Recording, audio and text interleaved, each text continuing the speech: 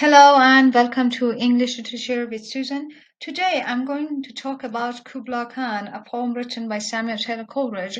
The discussion would have four parts, and the first part I would talk about the story behind the writing and the publication of this poem, and then I will move on to Coleridge's theory of imagination and briefly explain what Coleridge thinks of imagination and how this kind of theory or idea influences his poetry, especially this one, Kubla Khan.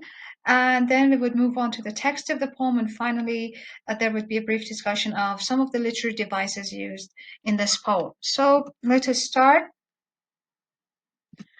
Uh, about the poem has a subtitle, a vision and a dream, a fragment. And this tells the story of the poem. Coleridge had actually a vision or a kind of hallucination in a dream, and then he wrote this poem, but it remained a fragmented one. He couldn't complete the whole poem.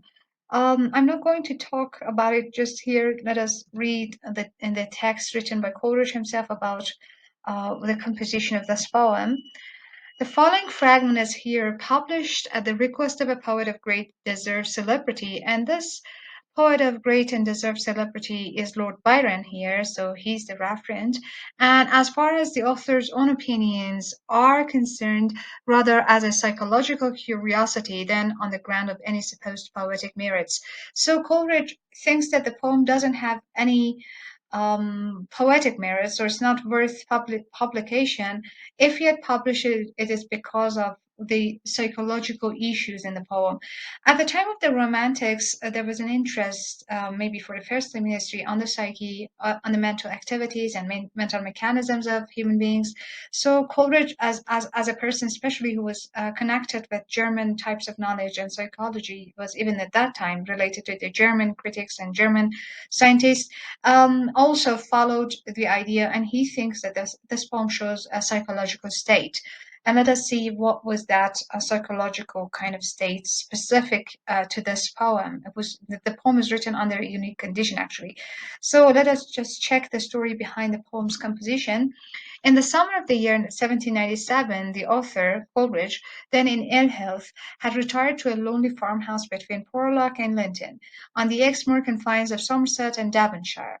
In consequence of a slight indisposition, he suffered from a pain, and at the time there were no kind of painkillers, so they couldn't just use an Advil or ibuprofen or something like that, acetaminophen. So those kind of painkillers were not available at the time, so he took an anodyne, had been prescribed. What is an anodyne? Anodyne is opium dissolved in alcohol. So opium and alcohol are just acting out in the body of the person so that the pain would be controlled.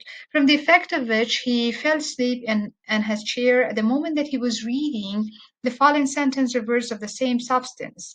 In Parcas's Pilgrimage, that he was reading a poem, I'm sorry, a text, a pilgrimage written by Parkas. And then here the Kubla Khan is about a king, kind of a king from Mongolia, China. Here the Khan Kubla commanded a palace to be built and a stately garden thereunto, and thus 10 miles of fertile ground were enclosed with a wall. Just remember these sentences because they are kind of rephrased and reappear in the poem by Coleridge. The author continued for about 3 hours in a profound sleep, at least of the external senses. Whether it was a sleep or a state of vision, we don't know, or a kind of hallucination, during which time he has the most vivid confidence that he could not have composed less than from 200 or 300 lines, if that indeed can be called composition, in which all the images in that dream vision he had, all the images rose up before him as things, with the parallel production of the corresponding expressions without any sensation or consciousness of effort. So this effort, he's just experiencing something very special under the condition in which he had taken anodyne, and the images of the poem came to his mind corresponding to the words. The story continues. On awakening, he appears, I'm sorry, on awakening, he appeared to himself to have a distinct recollection of the whole, and taking his pen, ink, and paper, instantly and eagerly wrote down the lines that are here preserved. So, based on his memory, he started to write. At this moment, he was unfortunately called out by a person on business from Porlock and detained by him above an hour. And in his return to his room, found to his no small surprise and mortification that though he still retained some vague and dim recollection of the general purport of the vision, yet with the exception of some 8 or 10 scattered lines and images, all the rest had passed away like the images on the surface of a stream into which a stone had been cast. Then when a stone is cast into a stream, into the river, into a body of water, there are some waves, some small circular waves. But after that passes, the surface becomes flat again. But this doesn't happen to Coleridge. The surface never gets flat, so the image is never back. Alas, with the restoration of the latter. Here he refers to another poem written by himself about this very image, about a stone being cast into some water, then all the charm is broken, all that phantom world so fair vanishes, and 1,000 circlets spread, and each misshapes the other. Stay awhile, poor youth, who scarcely dares lift up thine eyes. The stream will soon renew its smoothness, soon the visions will return, and lo! It stays, and soon the fragments dim of lovely forms come trembling back, unite, and now once more the pool becomes a mirror. But the mirror of the mind of the poet is never the same. After that incident, the person from Portland disturbed him or kind of interrupted his mental activity in the composition of that poem. From Coleridge's The Picture or the Lover's Resolution, lines 91 to 100. Yet from this, the still surviving recollections in his mind, the author has frequently purposed to finish for himself what had been originally, as it were, given to him. But the narrow is yet to come. Tomorrow is yet to come. As a contrast to this vision, I have next a fragment of a very different character. At the last part of the poem, there is a fragment added by Coleridge, which is not at least from the point of view of the subject matter related to Kubla Khan, but it is related to the process of writing a poem, describing with equal fidelity the dream of pain and disease. This is the explanation published together with the poem in 1816. So the poem's original composition goes back to 1797, but the poem is published about 90 years later in 1816.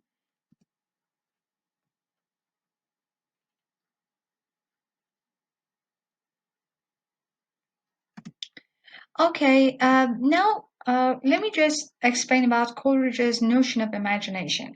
Imagination, if you're interested, is one of the terms added up to literature and to literary discourse after the Romantics. So even today, if we call literature imaginative writing, it is the offspring or the descendant of what the Romantics had done. So this is the Romantics' legacy to add up, to contribute the term imagination to literary discourse.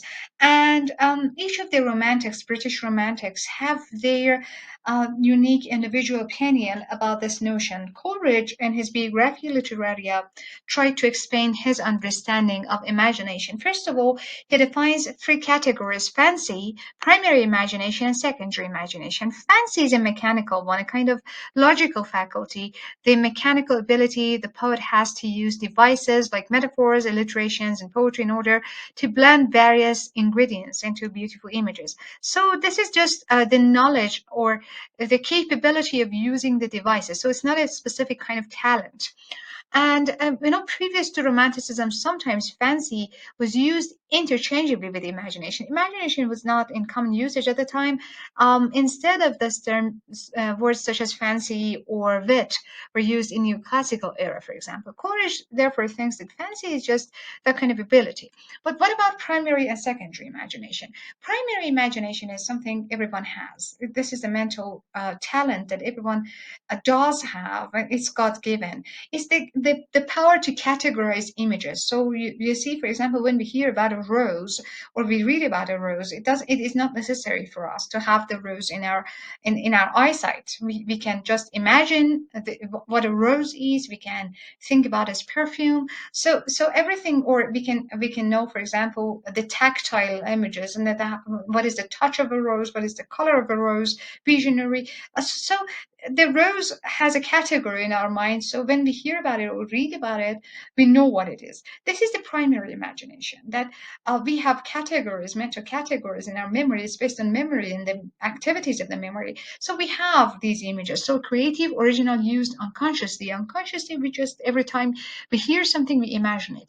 Human individual power to produce images, mental images, of course, the power to give chaos a certain order. So uh, our sensory images, whether the images we take from our five senses, each one of them, would be a chaos. But this mental faculty, the primary imagination, helps the categorization. It orders and organizes these images.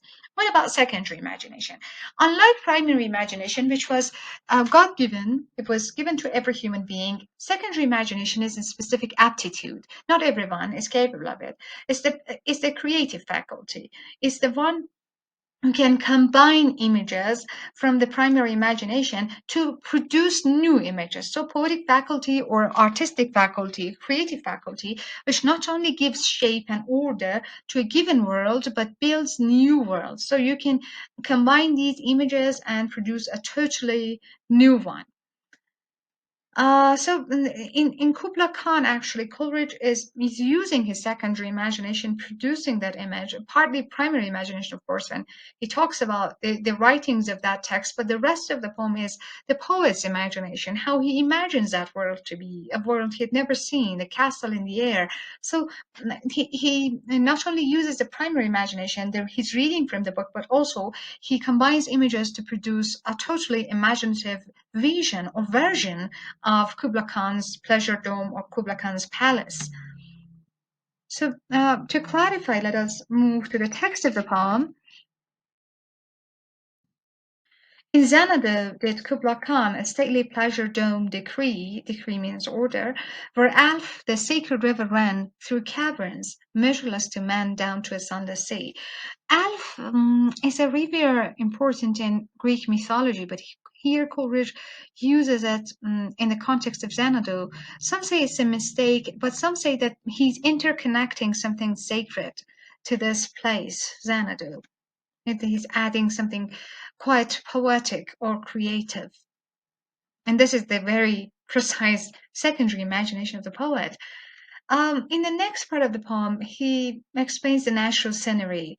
So twice 5 miles of fertile ground with walls and towers were girdled round. Just remember the text we read. And there were gardens bright with sinuous rails. From this part on, we see Poe's imagination. That was taken from the text, and this was what the poet adds up. And there were gardens bright with sinuous rails, small kind of bodies of water, where blossomed many an incense-bearing tree. There are trees with beautiful flowers which had a very nice perfume. And here were forests ancient as the hills, enfolding sunny spots of greenery, sunny spots of greenery. So we have a totally beautiful natural scenery here. Something like this. This picture shows Coleridge's imagination, that there were some mountains and that there were hills and there were those forests, sunny spots of greenery are also here, and we have this kind of river which is moving in the poem, and then it ends up in a chasm. This is what we hear and read in the next part of the poem.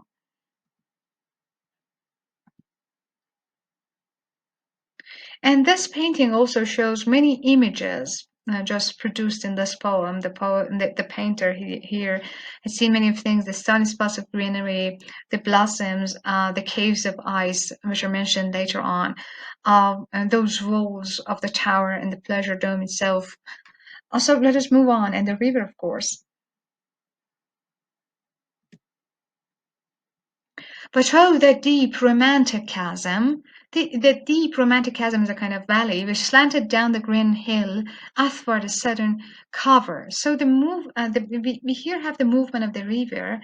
Athwart means across a savage place, as holy and enchanted as is ever beneath a waning moon was haunted. Here Coleridge adds a supernatural idea to the whole thing. It's like a haunted place by woman veiling for her demon lover. Now, veiling means, kind of, desiring the demon lover. But then you know about such stories that there are haunted places in which a woman is just crying out, and then that there is a satanic kind of lover to come to her, and things like that. And he just imagines this one. And from then on, in this part of the poem, he talks about the river itself. So the imagery of the poem changes to the image of the river. And from this chasm with ceaseless turmoil seething, as if this earth and vast thick pans were breathing, it, that there is seething means boiling. The water is boiling with a power. And it's like that the earth is breathing, and with every breath, there is just boiling the water. A mighty fountain momently was forced, amid whose swift half-intermitted burst, and then water again, amid whose swift half-intermitted burst, huge fragments vaulted like rebounding hail. Huge fragments of stone are just rebounding there like hail. Or chaffy grain, he changes the image, or chaffy grain beneath the treasure's flail. And it's like that the water is so powerful, moves so powerfully that these stones, though they might have of a great weight, are just moving easily. And amid these dancing rocks of bossa nova, it flung up momently the sacred river. So this is the movement of the river, followed in the next part of the poem. 5 miles meandering with a mazy motion through wood and dale the sacred river ran. So we have meandering with a mazy motion. We follow just the movement of the river through wood and dale the sacred river ran, then reached the caverns measureless to man, and sank into tumult to a lifeless ocean. From all that life, all that livelihood, all that movement, the river ends up in a lifeless ocean. See the contrast. And amid this tumult, Kubla heard from far ancestral voices professing war. Kubla is just ordering a pleasure dome to be built, but it seems that fate wants something else for him. And this is the final part of the first fragment of the poem, the first part which is about Kubla Khan and that pleasure dome. The shadow of the dome of pleasure floated midway on the waves, where was heard the mingled measure from the fountain and the caves. It was a miracle of rare device, a sunny pleasure dome with caves of ice. We have sun, and then we have ice together. And it's a miracle of rare device, according to Coleridge. And then maybe his hallucination has ended, the images he remembered had ended, and the other fragment is added up, which is about the process of composition itself, the process of creating a work of art. And then, to show his imperfection, he gives us a perfect image. A damsel with a dulcimer, dulcimers like that, and a vision once I saw, so there is another vision. It was an Abyssinian maid. Abyssinian means Ethiopian, and on her dulcimer she played, singing of Mount Abora. Mount Abora is a sacred place in Africa. So the things are similar, but the difference between this maid and Coleridge is that this maid could produce a perfect song and a perfect music, while Coleridge had lost everything in between. Could I revive that? He's just regretful. Could I revive within me her symphony and song to such a deep delight? It would win me that with music loud and long I would build that dome in air, that sunny dome, those caves of ice that alas I cannot. And of course Coleridge is overstating here.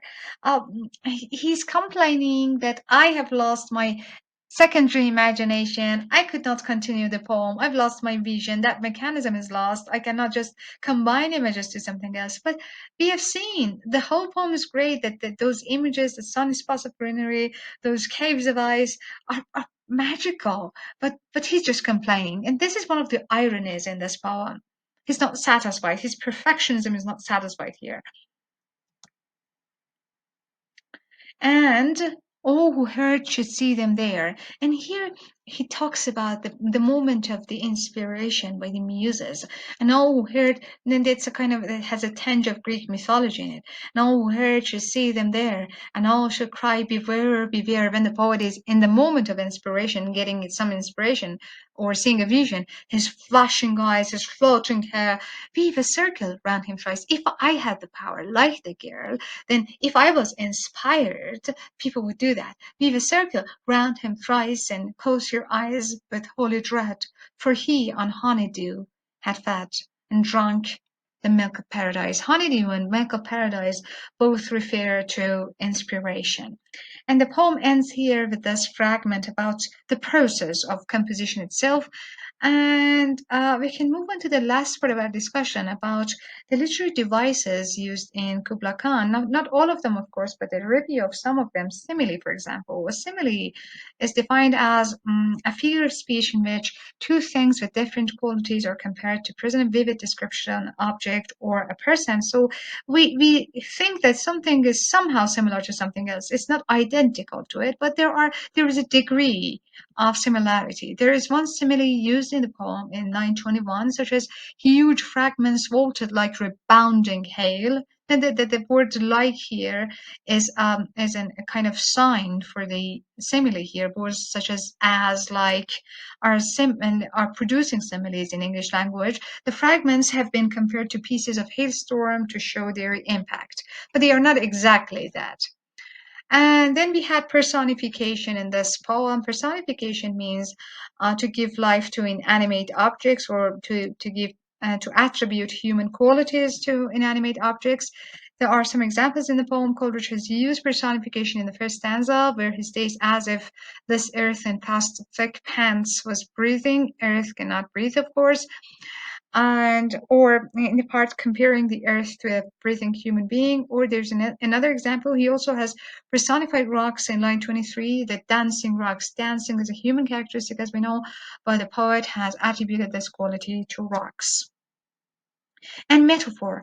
Metaphor stands in contrast with simile. While a simile shows a degree of similarity, metaphor shows identification. Two things are too similar, so similar that we can identify one with the other. Or we can see that the relation in a metaphor is a relation of substitution.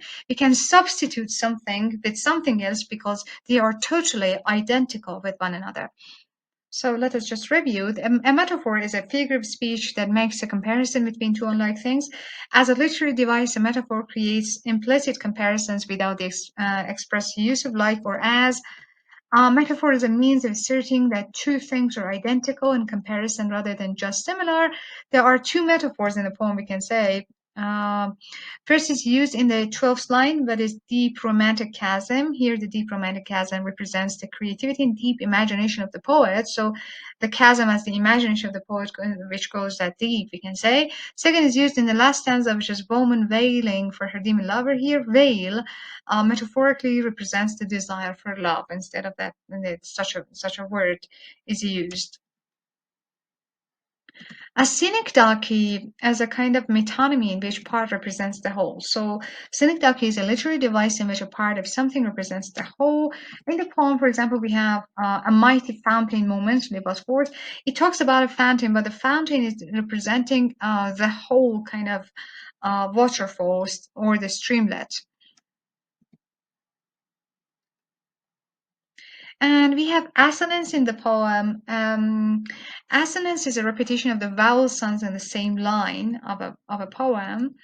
The example, for example, the sounds of E in deep and delight, the sounds of E in a stately pleasure, dome, decree. You see three of them here, or ab sound in through caverns measureless to man. And this makes a harmony in the whole poem. And we have consonants, is the repetition of consonant sounds, like t in fast, thick, pants, breathing, for example, in the poem. And we have apostrophe in the poem. Apostrophe is a form of address. Apostrophe is a device used to call somebody or something from afar. Here, the poet has used an apostrophe to warn someone, beware, beware. For example, it means that he's calling some anonymous person to be on the alert. So, this is a direct kind of address used in a poem. And finally, we have alliteration and its examples in this poem. Alliteration is a repetition of the nearby sound. So, the occurrence of the same letter or sound at the beginning of or adjacent or closely connected word. So, and the difference between alliteration or consonants and assonance is that alliteration always happens at the beginning of the word. Example, for example, in the poem 5 miles meandering with amazed emotion, we have the repetition of the mess sound at the beginning of these four words. Or here in symphony and song, we have an example of alliteration. Not an example in this poem, but this one is a good example representing alliteration. She sells seashells by the seashore. She, shell, and shore, sell, sea, and sea are here. And also we can see an example of assonance and consonants as well, like cells and shells. Z sounds at the end of these words, or she, see, se, and she here. So then this one is a perfect example for these sound kind of arrangements in a poem. And this was my explanation of Coleridge's Kubla Khan together with these extra information. Thank you very much for listening, and I hope I can see you in my next videos.